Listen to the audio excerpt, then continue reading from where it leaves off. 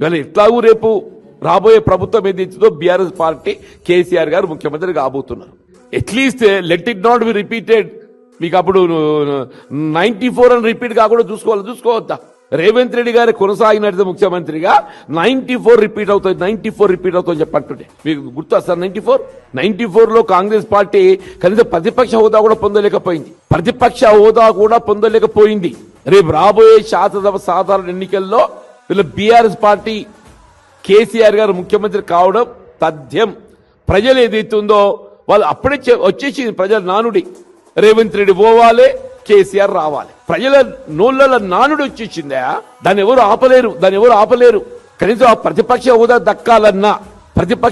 దక్కాలన్నా ఇవాళ రాహుల్ గాంధీ గారు పార్టీ మరి ఏమైతే తెలియదు. ఆయన ఏం ఆలోచన చూస్తుండో నేనైతే అనుకుంటున్నాను. మరి రాహుల్ గాంధీ గారు విజ్ఞత గల నాయకుడు అయినట్టయితే తప్పగా ఇక్కడ ప్రభుత్వ కొనసాగింపుపై ఆలోచన చేస్తామని చెప్పి నేను భావిస్తున్నాను.